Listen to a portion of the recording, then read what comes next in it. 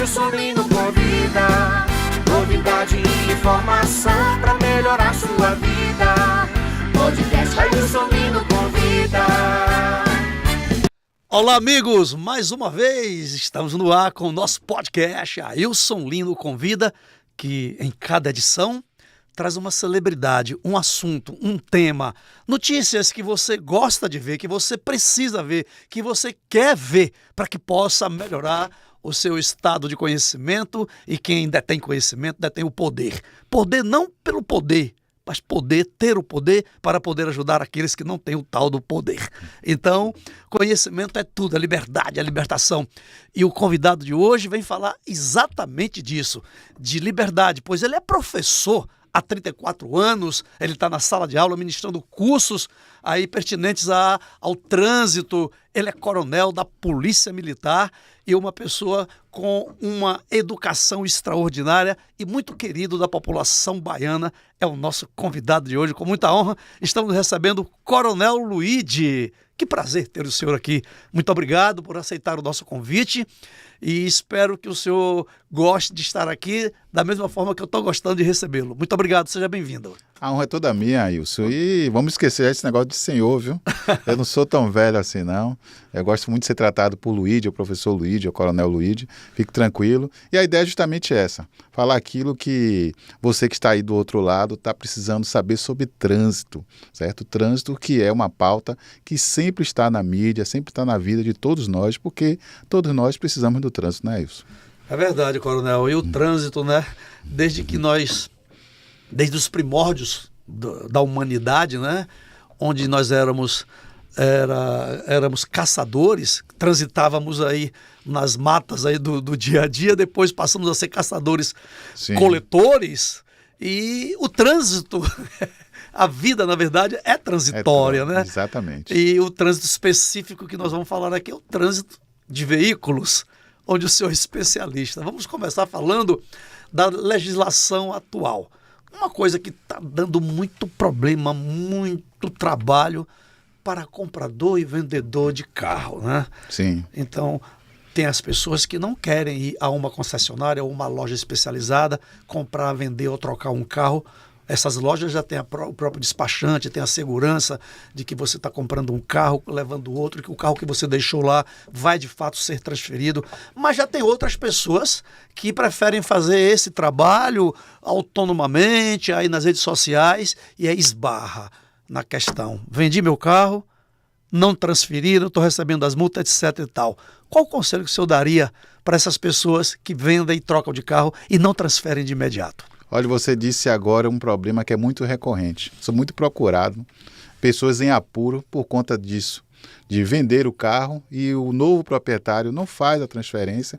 Isso traz uma série de problemas para o antigo proprietário, principalmente com relação à pontuação de multas, principalmente por conta do novo proprietário não cumprir com suas obrigações de pagamento de impostos, multas. E isso recai ainda sobre o antigo proprietário.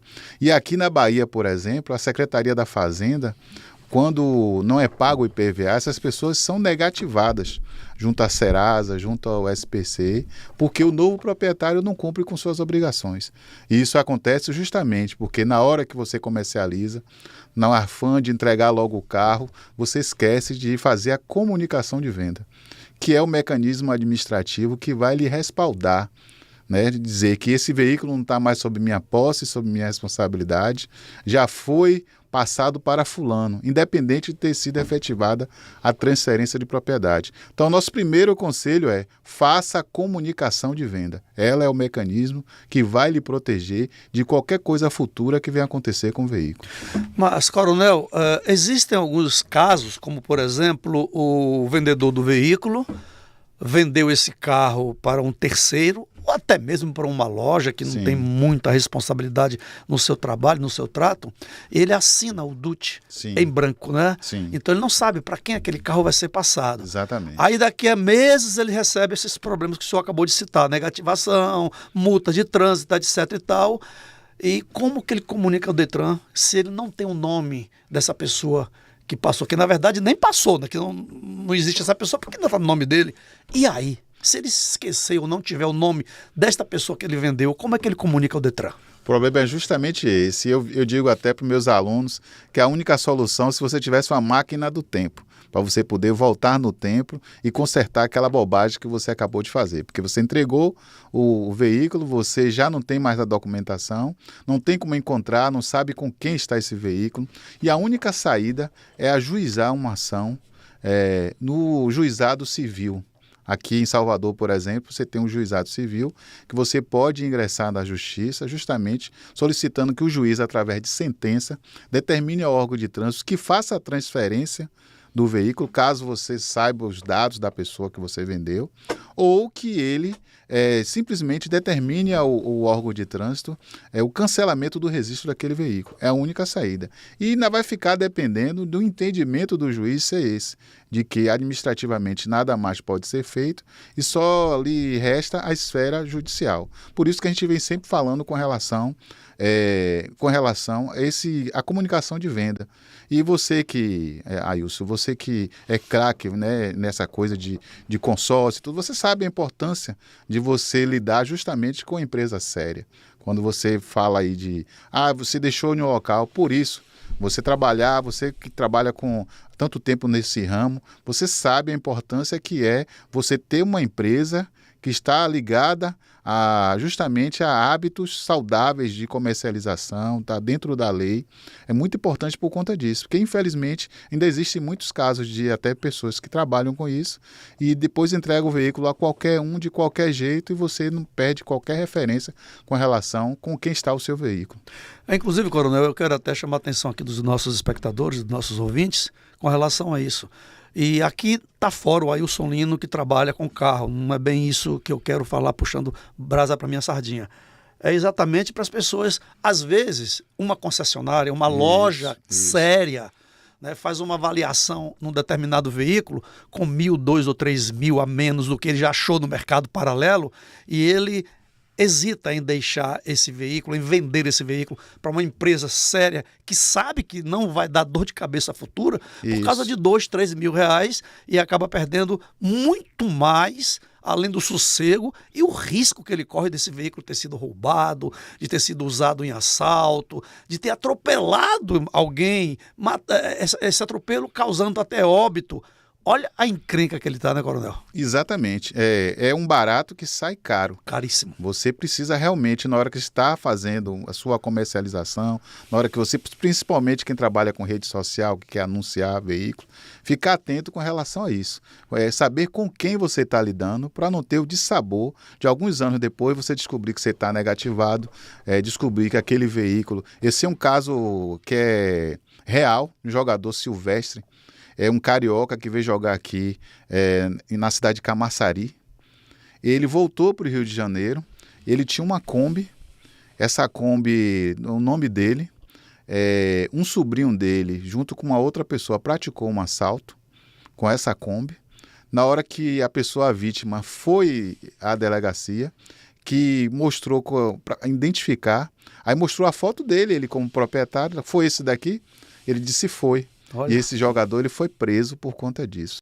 Demorou 30 dias para ele poder justificar que não foi ele, que ele já tinha vendido esse veículo, né? Então é algo muito sério que as pessoas precisam realmente ter essa atenção redobrada com relação a como entregar o veículo e não fazer a transferência de propriedade. Imagina, Coronel, a vítima no estado de estresse na hora do assalto ia lá lembrar exatamente quem era o condutor, a fisionomia, a fisionomia, apresenta um retrato e que diz que aquele retrato é o dono da Kombi oficialmente, ela foi. Tá lá, foi esse aí. Foi esse aí. Foi e até provar o contrário, pelo amor de Deus. Ele passou 30 dias preso. Tá aí então, galera, ó, o Coronel tá dando conselho, hein? Não deixa seu carro na hora de vender sem fazer a devida transferência, preenche o DUT com o CPF, com tudo direitinho e já comunica o Detran. Se o comprador não transferir, você está coberto. O Coronel está dando instrução. Está em nome, tira uma foto do DUT preenchido e comunica ao Detran. Você está cobertíssimo. Não só de prováveis multas, seu nome não é negativado, mas principalmente o pior, né? Essa questão que o Coronel acabou de falar aqui, ó. Usar o carro como assalto e o pobre ex-proprietário quase teve que pagar o pato aí muito caro. Então, isso é muito importante você ficar ligado. Coronel, vamos passar então para um outro assunto. Sim, né? vamos lá. Veículos rebaixados. Sim. Né? Tem muita gente que pega um veículo, que vem... Olha, os engenheiros estudaram muitos anos para montar aquele carro dentro de uma engenharia de segurança, de tudo direitinho. O comprador vai lá e rebaixa esse carro, tira as molas, mexe nos amortecedores, tal.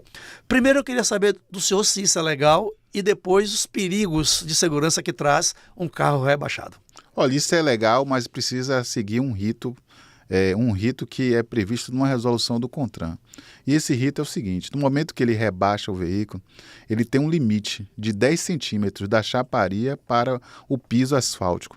Tem que ser estabelecido esse rito. Ele vai submeter esse veículo a uma vistoria veicular, vai ser emitido um certificado de vistoria de segurança veicular pelo uma credenciada ao DETRAN. Ele retorna ao DETRAN e vai consignar isso no documento. Somente dessa forma ele pode ter um veículo rebaixado, ele obedecendo a todas essas regras, a distância mínima, a altura mínima de 10 centímetros e ir até o DETRAN para regularizar. Aí dessa forma ele pode sim. Caso contrário, ele está sujeito à remoção do veículo, porque esse veículo pode não oferecer condições de segurança. Numa blitz, então, caso ele seja abordado, a autoridade policial vai exigir o documento. Lá nesse documento consta que está dentro das regras de rebaixamento normal? E isso vai constar lá o número da resolução do CONTRAN, que estabelece isso, e que o veículo é rebaixado conforme essa lei. Agora vamos lá, coronel. Você sabe que o homem, o ser humano, é um bicho perigoso, né? E eles gostam de desobedecer regras, né? Isso. No geral, o ser humano gosta de desobedecer regras. Vamos lá. O cidadão foi lá no DETRAN, fez o rebaixamento dentro das normas, com essa medida que o senhor fala em relação ao piso da chaparia, tal. Emitiu o documento, chegou em casa, ele rebaixou mais, né? Aí numa blitz, a autoridade policial pega lá, tá lá dentro da lei que tem um número tal, e ele vai medir? Ele tem como medir isso aí? Ele tem que medir, por isso que o parâmetro é 10 centímetros. Para você ver uma coisa aí, Solino, a gente não... a lei ela vai se adaptando até a questão da fiscalização. Hoje, antigamente, a lei da cadeirinha, o parâmetro usado para fiscalização era a idade da criança. Algo muito complicado, porque você tinha que perguntar à criança: você tem mais de 10 anos ou menos de 10 anos? E às vezes ficava a mercê do próprio pai ou mãe dizer essa idade. Então o que a lei estabeleceu hoje? Uma outra medida que é 1,45 m. Independente da idade. Independente da idade. Quem tem menos de 1,45 m tem que ser transportado no banco de trás. Então a lei ela vem com esse parâmetro, que é um parâmetro mais fácil para quem está fiscalizando. E esse parâmetro dos centímetros, qualquer trena, qualquer régua que ele tenha lá no momento, ele vai, ou se ele tiver um padrão já, ele vai medir, e se o veículo tiver menos que 10 centímetros da distância do solo para a carroceria do veículo, esse veículo vai ser removido por parte do órgão de trânsito. Que legal, é muito importante saber disso, até para as pessoas que gostam de transgredir. Sim. Né? No caso da cadeirinha da criança. Há uma competição, né, para ver quem rebaixa mais. Quem rebaixa mais, é verdade. Né? Então eu vejo carros aí nas ruas que eu olho, pelo amor de Deus, está no chão aquele carro. Aí agora eu não sabia dessa lei, que são 10 centímetros, sim, mas trazendo aqui na minha lembrança, eu já vi carros aí que não tem nem 5. Quer dizer, isso, numa ótica minha, eu não medi nada, né? Assim, na visão. Então essas pessoas estão aí estão fora dos padrões. E nessas blitz, coronel, vamos dizer assim, de 0 a 10, qual é o número das pessoas que têm carro rebaixado, que estão realmente com documento, ou que eles fazem aí fora do padrão? Pouquíssimos atende à lei. Agora, por incrível que pareça, eu trabalhava no DETRAN e eu recebi uma comissão de uma associação de veículos turnados aqui de Salvador, e eles justamente estavam reivindicando que a lei fosse obedecida, porque eles estavam regularizados. Então, existem aquelas pessoas amantes realmente do mundo do automobilismo, do mundo do automotivo, que elas querem estar dentro da lei. E elas perseguem isso e estão dentro da lei. Mas, infelizmente, a maioria ainda transgride, como você falou, ou desconhece a lei e acha que aquilo ali é normal e natural. Eu falei isso hoje de manhã sobre questão da cultura de segurança. Nós brasileiros não temos essa cultura de segurança. O engenheiro faz um projeto para um veículo com todo o padrão de segurança internacional que a legislação brasileira exige, mas as pessoas acham que simplesmente podem fazer modificações e transitar livremente, e isso não é possível. Por falar em modificações, a gente vê aí recorrentemente veículos modificados, o volante menor, Sim. o pneu com um outro, como é que chama? O diâmetrozinho. O diâmetro modificado, às vezes tala larga, etc e tal, modificando a descarga para fazer aquele barulho. Essa descarga vem aquele purificador de água, como é que chama? O catalisador. Do catalisador. Ou seja, ele modificou toda a estrutura do veículo, sem falar que alguns mexem na motorização. Quando Sim. não chipam o motor que carrega naquele carro, eles até trocam de motor mais possante. E nesses casos, coronel, existe uma autorização das autoridades ou isso eles fazem à vontade? Olha, a lei prevê que qualquer alteração de característica do veículo, qualquer alteração da originalidade que implique na identificação do veículo ou no item de segurança, ela só pode ser feita com autorização do órgão de trânsito. Então, por exemplo, se ele chega lá e muda o motor, existe a numeração do motor, que elas têm que estar batendo com o documento. Para ele mudar o motor, ele precisa ir ao órgão de trânsito e fazer também essa consignação lá no documento, que o motor foi mudado do motor X para o motor Y. Então, qualquer alteração de característica que implique na segurança ou na identificação do veículo, precisa passar por essa autorização. E, geralmente, quando essa alteração de característica compromete a segurança, não vai passar na vistoria. Bem como até a cor do veículo. Alguns mudam a cor do veículo. Né? Inclusive plotagem. Né? Mesmo que a plotagem seja da mesma cor, né, da cor original, precisa colocar no documento, consignar de que o veículo é plotado. E na questão das películas, né? Sim. Tem a de segurança, tem a estética, né? Enfim, existe um parâmetro para essas películas, elas são autorizadas pela justiça, pela autoridade? Sim. Agora, esse parâmetro é justamente no percentual de transmitância luminosa, ou seja, o quanto a luz a película deixa passar. E esse percentual, ele é dado 28% e 70%. Ou seja, 70% para os vidros dianteiros, o para-brisa e os vidros laterais, e 28% para os vidros traseiros. Isso só pode ser aferido com um equipamento, um medidor de transmitância luminosa. Ele vai lá, mede e emite um laudo. Em cima desse laudo, a pessoa é autuada caso esteja com a película que não atende esse parâmetro, esses percentuais estabelecidos por lei. Então, existe película até para os para-brisas, tanto até para o para-brisa, sim, quanto os traseiros, né? Isso, é permitido. Agora, dentro desse percentual de transmitância luminosa.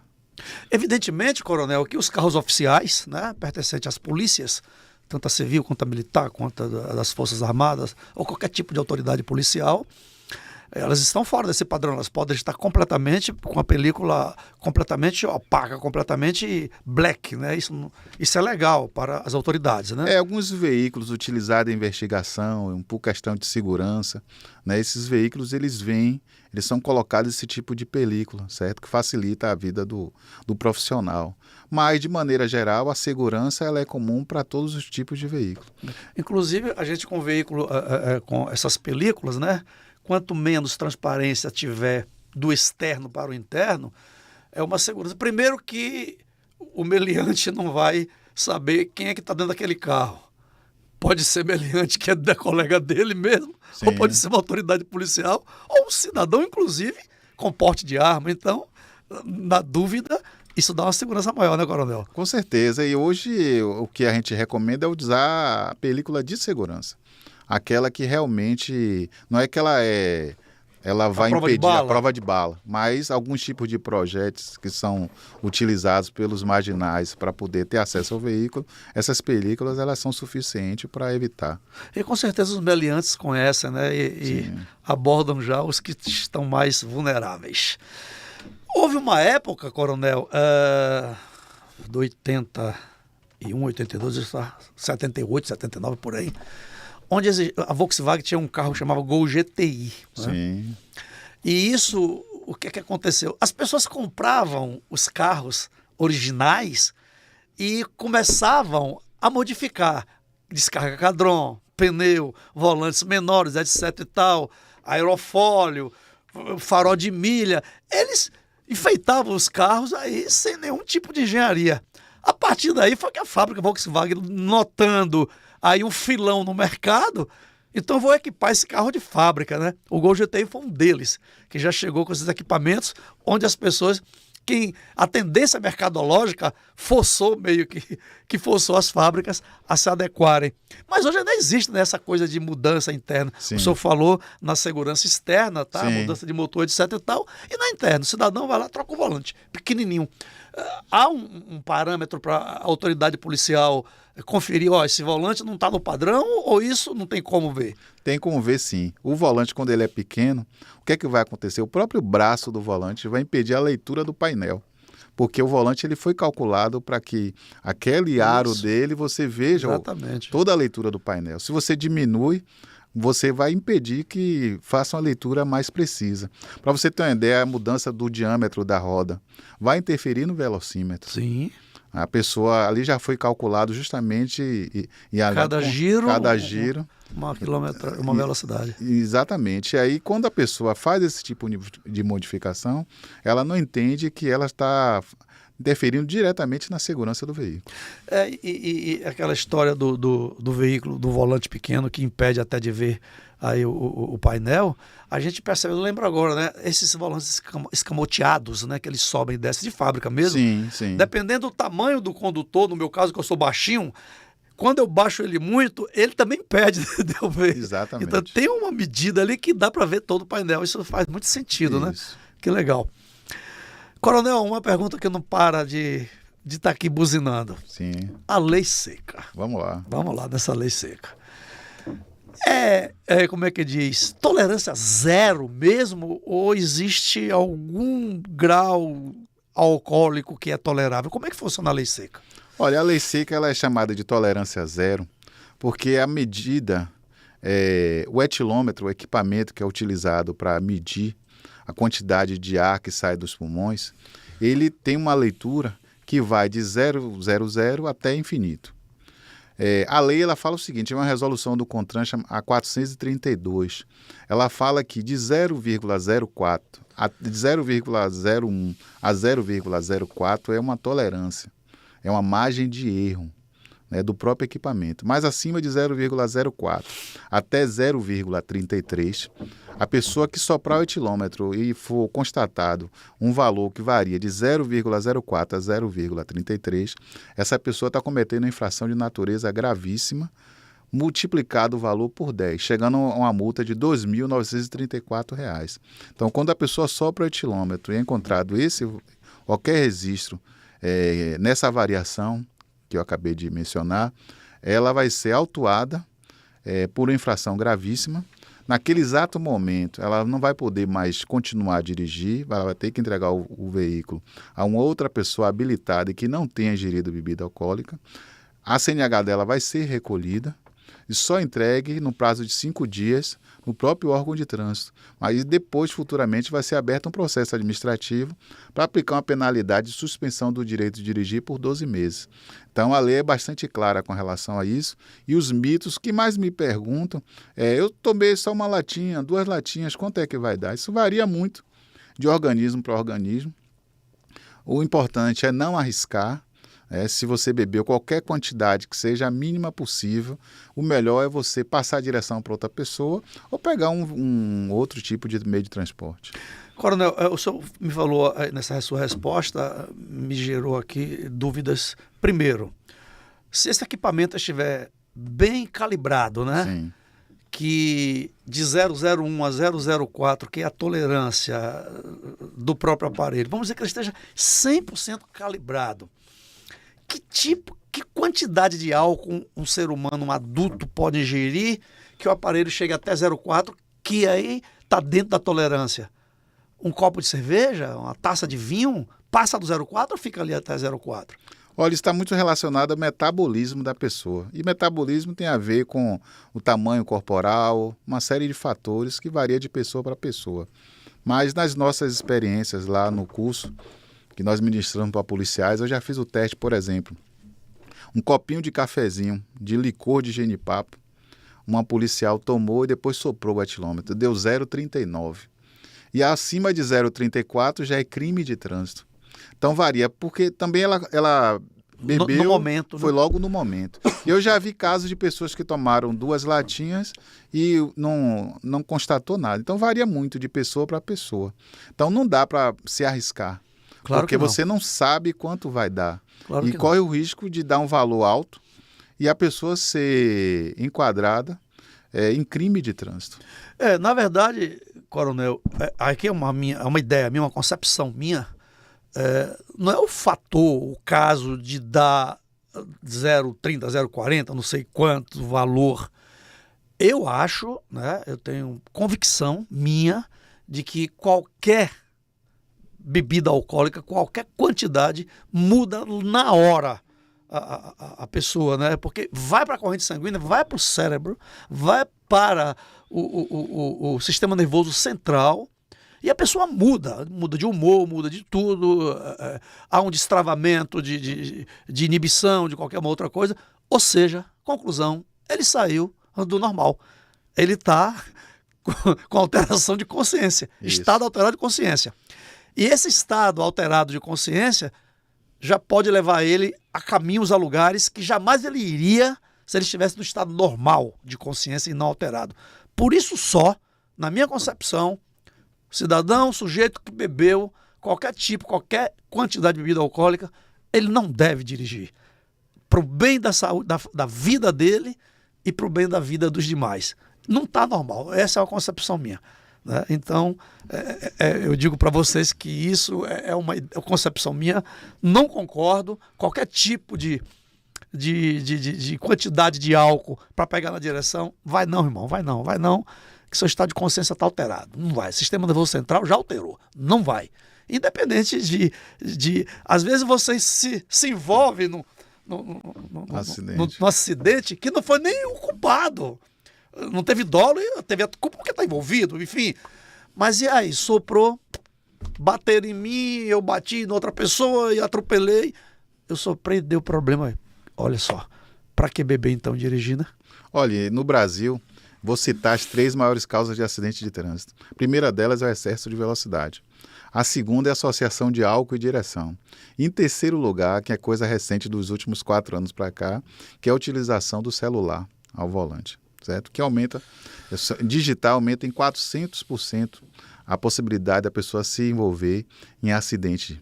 E quando nós falamos de álcool, que é a nossa pauta agora, o álcool ele tem 2 momentos. O primeiro momento ele é estimulante.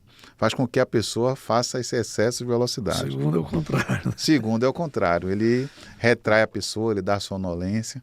Então, e nos 2 momentos ele pode levar à morte.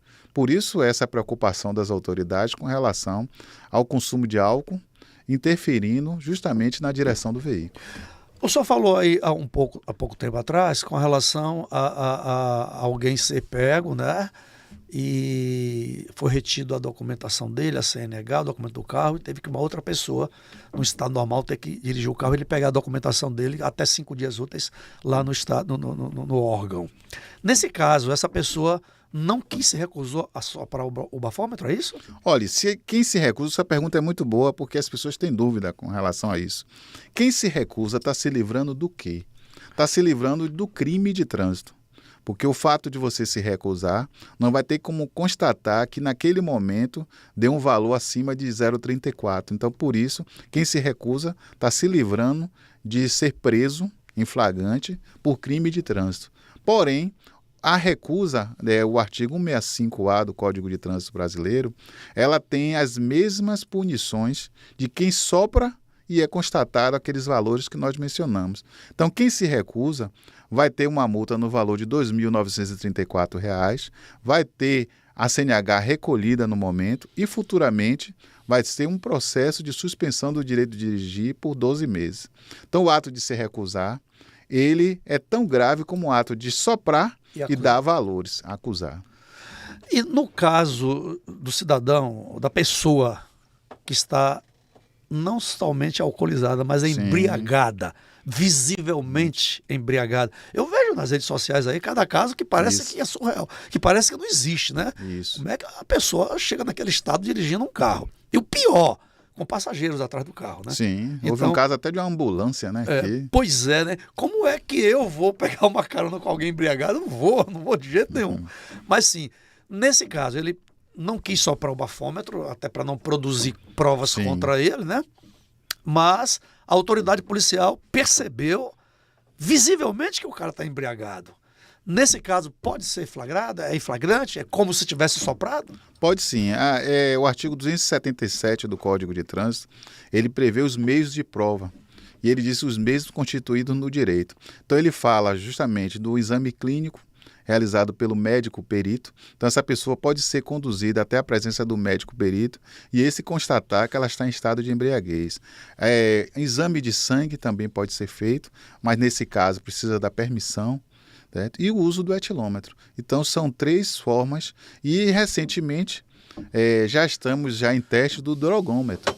Né? Não precisa soprar? Só com a saliva para ver se a pessoa consumiu qualquer outro tipo de droga. Porque a lei se refere a substâncias psicoativas. Dentre elas o álcool. Dentre elas o álcool. Então, outros tipos de droga que é infelizmente, muito comum algumas pessoas utilizarem e dirigirem, essas drogas também serão constatadas através desses exames. Pois é, essa é a minha próxima pergunta, né? O bafômetro é para detectar álcool. E as outras drogas, né? Isso. A gente vem com drogômetro agora. Agora o drogômetro, né? Que legal. E tem, para os motoristas profissionais, tem um exame toxicológico, né? Que hoje já é obrigatório. Quem tem categoria C, D ou E, esses são considerados motoristas profissionais. A cada 30 meses ou 2 anos e 6 meses, são obrigados a fazer um exame toxicológico para ver se nos últimos 90 dias, se elas fizeram uso de qualquer dessas substâncias psicoativas que são irregulares. Engraçado, eu estive vendo aí nas redes sociais, tem muita fake news, né? A gente não sabe o que é verdade e o que não é. Sim. Que me parece que alguns caminhoneiros aí tinha que fazer esse exame. E parece que um deles levou um cabelo de uma criança. Parece que no cabelo. Mas não sei se você ouviu isso nas redes sociais. Vi. Olha só, e daí o cara estava usando drogas, né, ilícitas. Isso. Né? Tão igual a lícita que é o álcool. E detectava no cabelo, né? Isso. Ele levou o cabelo de uma criança. Porque o exame toxicológico, a coleta é feita com pelos. Os homens tiram pelos das pernas e as mulheres uma mecha do cabelo para poder fazer um exame no laboratório. E já há casos realmente de pessoas que tentaram ludibriar o exame. Já levou o cabelo para chegar lá e colocar. Gente, é um caso sério. Infelizmente. Meu caro professor, vamos falar agora de um assunto que incomoda todo mundo e existem várias versões, vários olhares. Enfim, multa de trânsito, os radares, né? Sim. Os famosos chupa-cabra, como falavam antes, né? Amigos, a gente vê em determinada via onde a velocidade máxima é X, é 60, 70 quilômetros, e de uma hora para outra vira 40, vira 30. Como é que é isso? Por que muda de velocidade na mesma via? Oficialmente falando, eu estou falando como leigo, perguntando, eu me indago. A avenida tal, 60 quilômetros. Aí ela fez uma curva, continuou a avenida tal, baixou para 40, baixou para 30. Quais são os parâmetros para essa medição, coronel? Olha, gestão do trânsito, todo gestor do trânsito ele tem que ter como objetivo salvar vidas. E gestão do trânsito é feita usando 3 ferramentas. A primeira, mais valiosa, é a educação para o trânsito. A segunda é a fiscalização, é colocar o agente ali fiscalizador. E a terceira, menos conhecida, é a engenharia de tráfego. A engenharia de tráfego ela é que determina a velocidade das vias.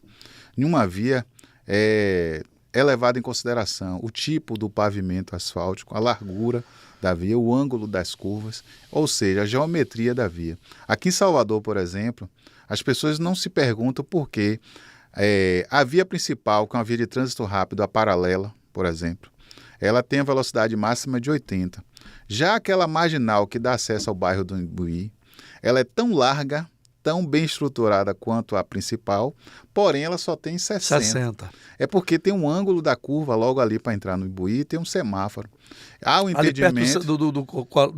do quartel do Exército, né? Exatamente. Há um entendimento de que se uma pessoa vem a 80 km, talvez ela não tenha condições de fazer aquela curva e de frear com aquele semáforo. Então, são fatores como esses que determinam a velocidade de uma via. Claro que é facultado o artigo 61 do Código de Trânsito Brasileiro, é facultado à autoridade de trânsito reduzir em 10% a velocidade daquela via ou modificá-la para oferecer mais segurança, principalmente nos trechos onde acontecem mais acidentes. Hoje, as grandes cidades do mundo inteiro, e a Bahia, Salvador em particular, já está adotando a Zona 30, que é uma zona onde a velocidade máxima é 30, geralmente é calçadão, a gente já tem vários locais aqui. Barra, por exemplo. Na Barra. Né? E agora, por que 30? Porque há um estudo internacional da OMS que fala sobre velocidade, que diz que acima de 50 km por hora aumenta em 80% a chance do resultado de um atropelo ser morte. Então, locais onde há um grande movimento de pessoas, então é prudente que se coloque a velocidade abaixo de 50 km por hora. Agora, essa mudança abrupta de velocidade, ela, se não for bem sinalizada, ela compromete não, mas eu diria que prejudica o condutor. O condutor. Porque é como se fosse uma armadilha. Sim. E aí o cidadão, você que está nos assistindo aí, você como cidadão, você tem direito de pedir ao órgão de trânsito que sinalize direito as vias, que coloque o sinal de trânsito no local devido, a placa de regulamentação de velocidade, que sinalize com faixas de pedestre, para que uma boa sinalização traga mais segurança para a via. Que o problema não é bem essa redução, é não estar bem sinalizado.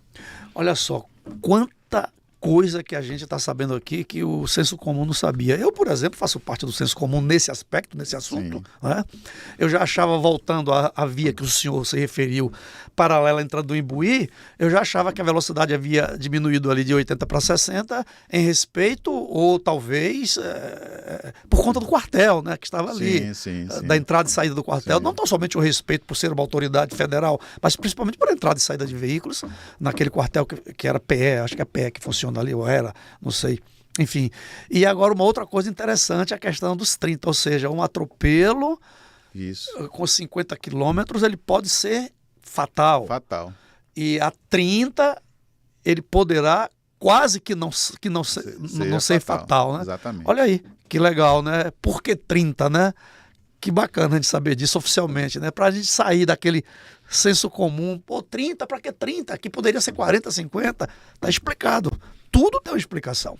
É um manual de gestão da velocidade da ONU. É um manualzinho verde, encontra gratuito na internet. Mas a gente que é da área de trânsito que se dedica a ficar estudando isso. Agora, Coronel, um assunto que também, dentre tantos que a gente já falou aqui, é um assunto que é muito pertinente a gente tocar nele, né? Os condutores de motocicleta. Sim. Meu amigo. Aí agora. Vamos lá. Primeiro, o motociclista arrisca a vida dele. Ele não tem para-brisa, ele não tem para-choque, é o corpo dele. E ele faz cada manobra que eu digo, meu Deus, será que não pensa?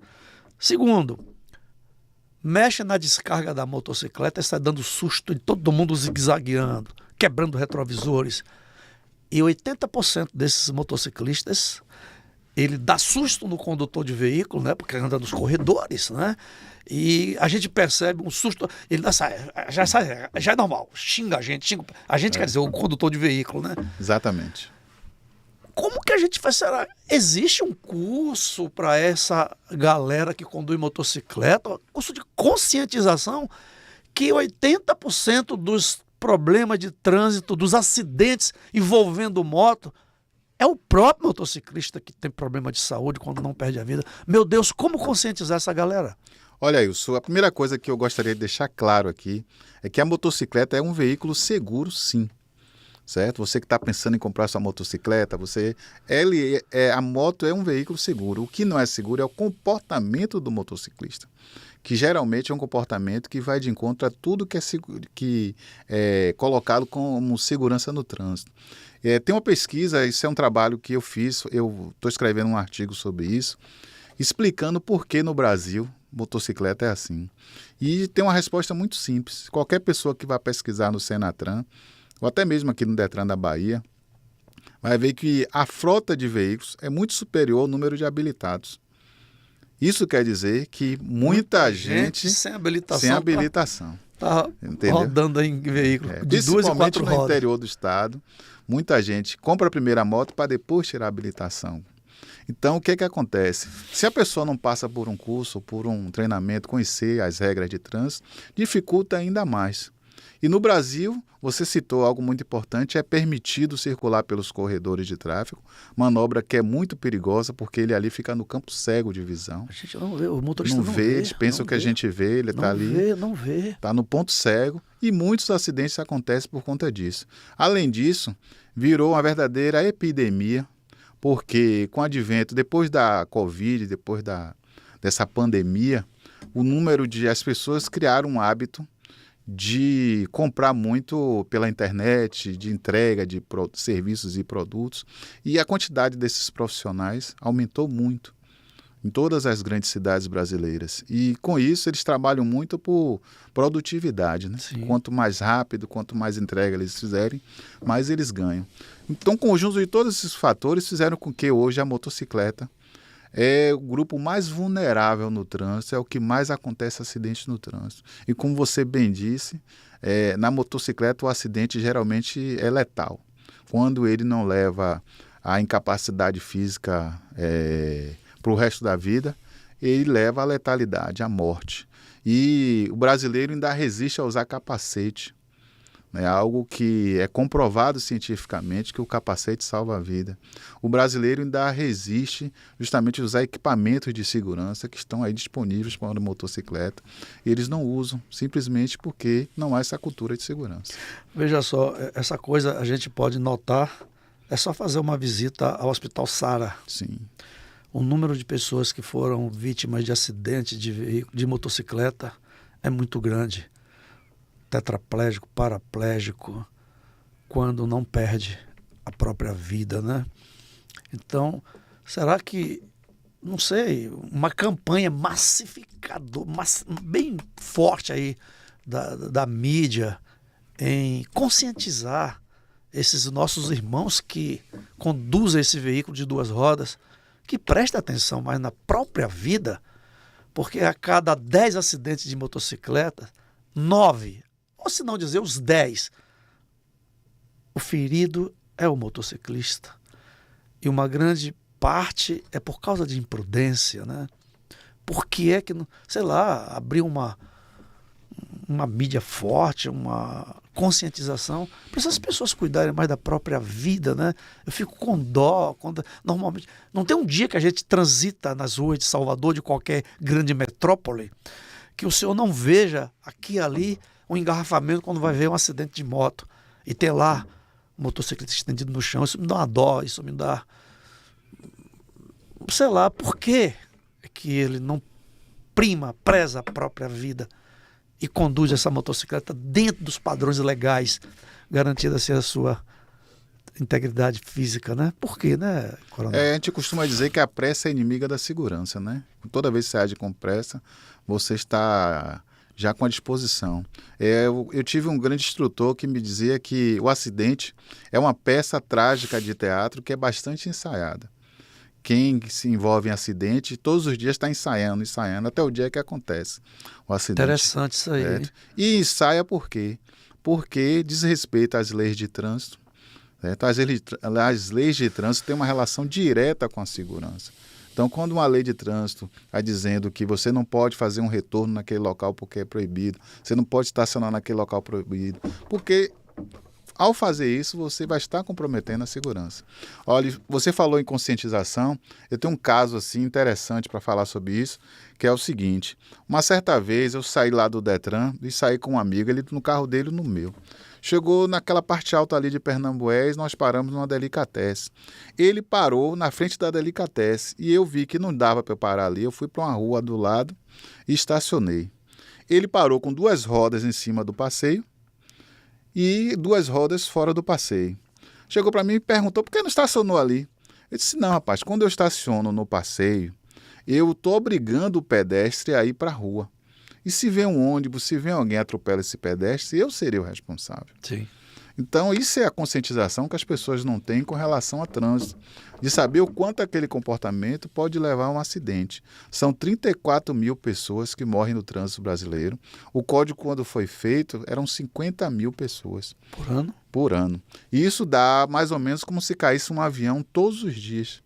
Com 300 pessoas a Com bordo. 300 pessoas a bordo. Meu Deus. Então, é algo que precisa ser pensado. A sociedade brasileira precisa repensar trânsito.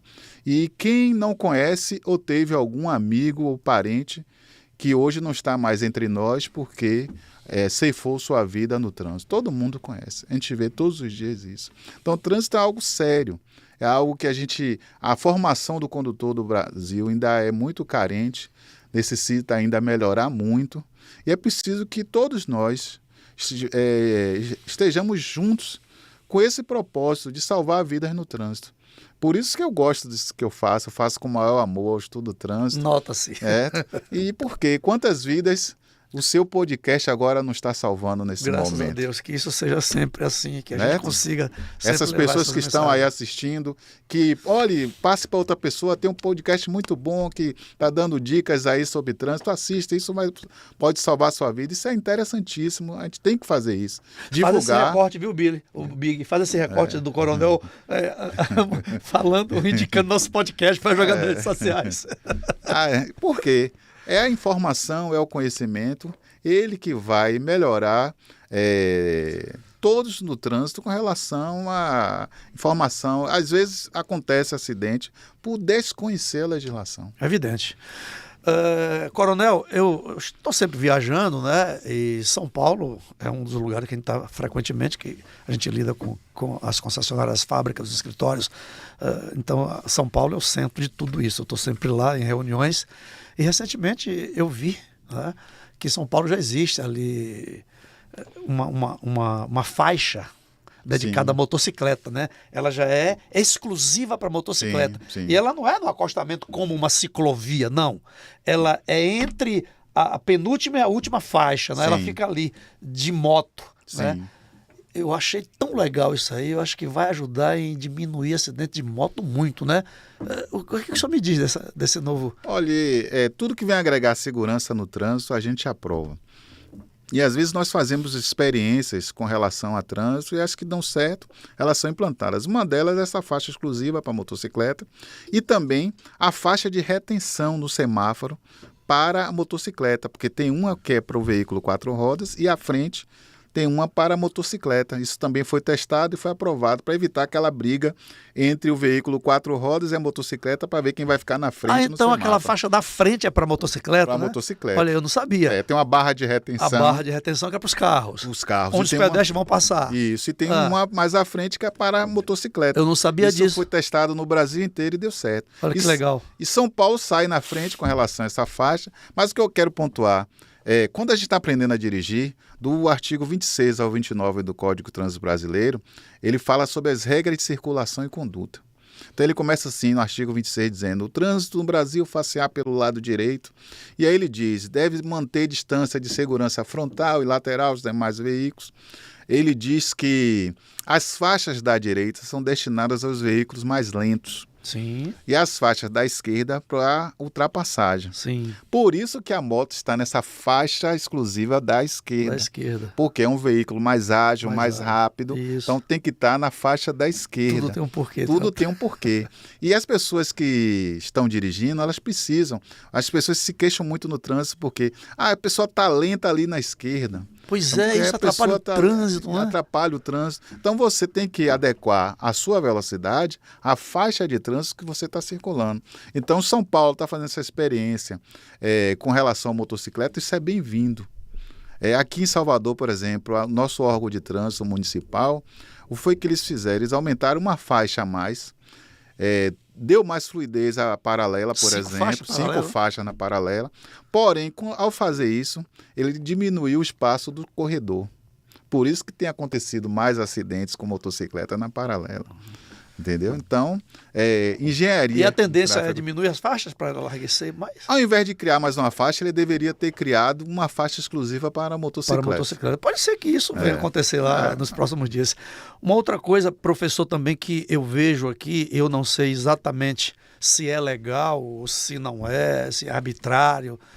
Eu vejo muito perigo, enfim, mas eu sou leigo no assunto. Ciclista. Sim. Não tão somente o ciclista individual único, né, solitário, que ele pega a sua bicicleta, faz dela um meio de transporte e transita por longas distâncias em vias de alta velocidade de veículos. Eu acho que ele está se arriscando ali, né, por ser um veículo muito vulnerável. E também essas turmas, que eu não sei como é que se dá o nome, né? A gente vê frequentemente Grupos, né, de ciclistas. os grupos de 50 a 100 pessoas. Aí na paralela, por exemplo, isso é muito comum. Me fala um pouco dessa ação. Isso é legal? Isso tem perigo? Eles fazem arbitrariamente? Como que funciona essa questão? É algo novo para todos nós brasileiros, né? Usar esse modal, que é o veículo de propulsão humana. Para o Código de Trânsito, a bicicleta é um veículo de propulsão humana. Sim. O ciclista, quando ele está desmontado, ele se equipara ao pedestre. Quando ele está montado, ele é um veículo. Ele deve seguir todas as regras igual aos demais veículos. Circular no mesmo sentido de direção e respeitar todas as leis de trânsito. O Brasil é um país pobre em políticas públicas de mobilidade urbana. Políticas públicas de maneira geral. Então, agora que está se pensando em mobilidade urbana, é agora que está se discutindo isso, é agora que está surgindo as smart cities. O Brasil ainda é um país onde o transporte individual no automóvel ainda predomina. Mas outros modais, como a bicicleta, têm sido oferecidos para o brasileiro, apesar de ser um país tropical, que não é adequado andar de bicicleta, mas o brasileiro está começando a fazer isso. E vamos pontuar aqui que na nossa cidade de Salvador, de maneira geral, o Brasil, eu tenho visto isso, o número de ciclovias e ciclofaixas tem aumentado muito. O que é a ciclovia? É parte da calçada que é exclusiva para a motocicleta. Para a bicicleta. Isso. Já a ciclofaixa é parte do pavimento da pista de rolamento que é compartilhada com os demais veículos. Então a ciclovia ela é muito mais segura e a ciclofaixa também é segura. Ambas são pintadas de vermelho e a gente vê que tem aumentado a quantidade de ciclistas no Brasil, seja como meio de transporte, seja como meio de fazer atividade física. Sim. Nesse caso dos grupos, quando eles estão em grupos, eles devem ocupar uma faixa, e de preferência a faixa da direita, Sim. e seguir no mesmo sentido dos demais veículos. Não se anda de bicicleta pela contramão. Aquela coisa que nos ensinam na infância, né? que você vai ver, não. O melhor, e saiba a explicação com isso, é da física. Dois corpos em sentido contrário, a velocidade soma-se. Soma. Mas quando estão no mesmo sentido, e quem vai alcançar o ciclista? Teoricamente, quem está com a menor velocidade, porque está na direita. Sim. Por isso que o código diz, o ciclista deve andar pelo bordo direito da pista, no mesmo sentido que os demais veículos. E aí obriga, a bicicleta tem que ter retrovisor do lado esquerdo, justamente para ele ver quem está vindo. Quem está vindo.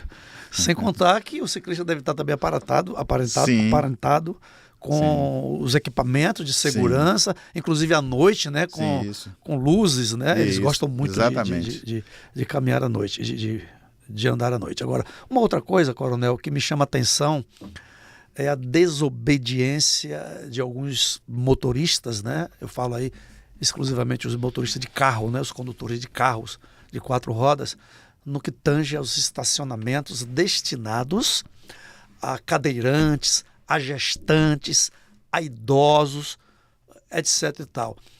Eu vejo nos shoppings ou em qualquer estacionamento, obrigatoriamente tem que ter essas vagas, né? Para as pessoas, as vagas especiais. E eu vejo vagas de idosos que não tem o cartãozinho. Vejo outros estacionados que eu não sei se são de fato cadeirantes ou gestantes. Vejo também gestantes chegando para estacionar e não encontrar sua vaga. Me fala sobre esse assunto, essa desobediência. Por que que o brasileiro, sobretudo os que eu vejo, né, ainda insistem em ser desobediente, não olhando o direito do outro? Olha, eu vou responder essa pergunta sua afirmando uma coisa que eu sempre falo em minha aula. Por que o Código de Trânsito brasileiro? Porque a legislação brasileira é tão densa, complexa, cheia. Porque nós temos a cultura de colocar leis onde caberia educação. Talvez sejamos um dos únicos países do mundo que tem uma lei de cadeirinha. O que é a lei da cadeirinha? É dizendo para o pai e para a mãe, se você não cuidar do seu filho, você vai ser multado. Vai ser multado. Deveria ser um ato natural. Normal. Certo?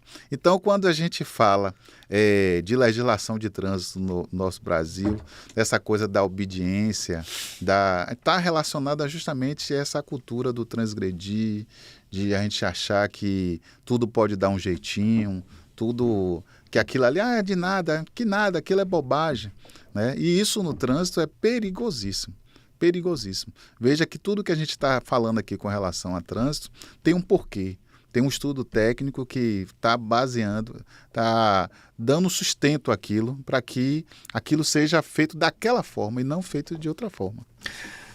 Coronel, o tempo está chegando. Sim. Aí, deixando a gente muito aflito, porque o papo está tão bacana e temos que parar. Porém, antes eu quero falar de um assunto que eu diria que é insumo para o seu trabalho, né? Que é o veículo, é o trânsito. Você trabalha com trânsito. Sim. E para ter trânsito precisa ter carro. Com certeza. E para ter carro você sabe onde encontrar. Consórcio Nacional Chevrolet está fazendo uma festa extraordinária nos 100 anos da Chevrolet no Brasil. O consórcio tem 47, ele quem está fazendo a festa. E quem ganha o presente é você. Comprando seu carro através do consórcio Chevrolet nos 100 anos da Chevrolet no Brasil, você concorre a um prêmio especial de R$100 mil todo mês. Isso quer dizer que você pode comprar um consórcio de um carro popular que custa 100 mil, pode levar 2 carros para casa. Um você paga pelo consórcio sem juros e o outro você pode ser sorteado mensalmente nos sorteios que a Chevrolet está fazendo pelos seus 100 anos no Brasil. E para fazer o consórcio, a coisa é muito simples. Só seus dados pessoais, né? Identidade, CPF, seu endereço, ok? A primeira parcela, que você pode até parcelar no cartão de crédito, já está agrupado e já vai concorrer às assembleias mensais, tanto para sorteio quanto para lance. E o lance nós temos várias modalidades. Lance fixo, onde todos serão contemplados com apenas 30%. Não é 29%, nem é 31%. 30%. Todos com a mesma igualdade de condição. Tem o lance livre, que aí cada um dá o que pode, o que quer. E tem o lance embutido, que você não tem dinheiro para dar lance livre nem lance fixo, não se preocupe.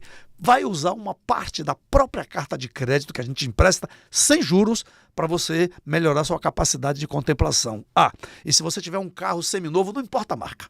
Traz para o negócio, a gente faz uma belíssima avaliação e você pode utilizar como lance esse seu carro. Pode ser no todo ou em parte. Se for em parte, a outra parte eu te devolvo em dinheiro. Melhor. E você só entrega o seu carro se for contemplado numa troca de chaves. Chave vai, chave vem. Então, você já sabe, quer investir, o consórcio é o melhor negócio. Imagine você faz um consórcio de R$100 mil e paga em torno de R$800 de parcela. Com a primeira parcela você pode ser sorteado. Ou seja, você investiu R$800 e vai utilizar R$100 mil de crédito por apenas R$800 que você pagou a primeira parcela. Olha, onde é que tem um investimento a esse preço, a esse custo, com essa vantagem? Só no consórcio, mas preste atenção. Quer fazer o consórcio? Escolha a administradora a dedo, tá? Vai no Reclame Aqui, vai no Banco Central para saber quem é que tem autorização, ok? Dê preferência às administradoras ligadas a uma fábrica, como é o nosso caso da Chevrolet. Porque você sabe quem está cuidando do seu dinheiro e na hora de entregar o carro, tem uma rede de 500 concessionárias Chevrolet ao longo do Brasil aí para você retirar o seu carro novo ou seminovo de qualquer marca. E se fizer o consórcio no grupo New Chase, no grupo do qual eu faço parte, eu vou ter muita alegria em tê-lo aqui como nosso cliente na nossa família. E vou fazer questão de entregar as chaves do carro para você. Portanto, você já sabe, né? Consórcio Chevrolet. Nos 100 anos da Chevrolet no Brasil, o consórcio faz a festa e você pode levar o presente. Chevrolet, da fábrica para você. Pois é, meu caro coronel. Nesse tal de pão se vive o homem, né? Tem que Com falar certeza. também. A Chevrolet é que nos mantém aqui, que nos permite. Meu primeiro carro, meu segundo carro, tudo Chevrolet. Opa! Já começou com bons produtos, né? Chevrolet. Isso. Quem gosta de Chevrolet nunca vai deixar de gostar. Chevrolet é fantástico. Mas, professor, para a gente encerrar aqui, eu quero falar. Eu estava com uma pergunta aqui, que tem essas coisas, a gente esquece de vez em quando, são tantas com relação a trânsito, né? Paralela, 80 quilômetros é a velocidade máxima. Ao longo da avenida existem vários radares visíveis. Sim, Tem alguns que provavelmente sejam invisíveis. sim. Então, tem motorista que eu vejo perto do radar, ele baixa a velocidade para 80. Quando ele se distancia alguns metros, pau na máquina. E aí, existem câmeras que também ao longo da avenida, fora dos radares visíveis, que pegam também essas pessoas, né? Essas câmeras, elas pegam, mas já está em estudo no Brasil um radar, um sensor que é de velocidade média, que ele vai aferir a velocidade quando ele entrou na via e quando ele chegou, se em algum momento ele excedeu a velocidade. Que legal, tecnologia. A tecnologia ela já está indo nesse caminho. Essa prática, ela pode levar ao acidente, de você reduzir quando você vê o radar. Principalmente se você dá uma freada brusca, o veículo que vem atrás, Sim. fazer uma colisão traseira. Então, o importante é que você crie o hábito de andar dentro do limite de velocidade. Até porque limite de velocidade não é simplesmente, os radares não são simplesmente colocados para punir, para tirar o dinheiro, para gerar multa. Não. É para a segurança. Exatamente. Porque aquilo foi estudado, como o senhor falou, existe uma engenharia que estudou, que verificou, que já tem uma história. Tudo foi feito para a segurança do condutor, dos pedestres e de todas as pessoas que transitam aí nas ruas, né? É importante as pessoas terem essa consciência, né? Com certeza. Pois é, professor. Meu querido professor Luíde, meu coronel Luíde, que pena que nosso tempo já chegou ao fim. Foi muito boa a nossa entrevista. Espero que tenha sido para o senhor tão bacana quanto foi para mim e certamente para os nossos espectadores. E eu já quero deixar aqui firmado um novo momento, né? Para o senhor voltar aqui para a gente conversar mais sobre trânsito, tá?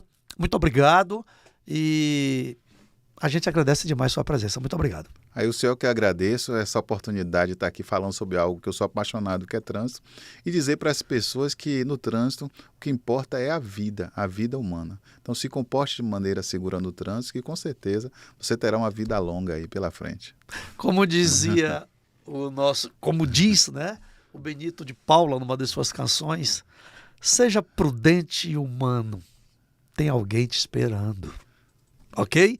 E assim chegamos ao final de mais uma edição do podcast. Ailson Lino convida, que a cada dia traz uma novidade importante para as nossas vidas. Bate na porta do vizinho, avisa a galera, junta com a família, come pipoca, né? Abre a pipoca e assiste o nosso podcast. Ailson Lino convida. Até a próxima edição. Valeu!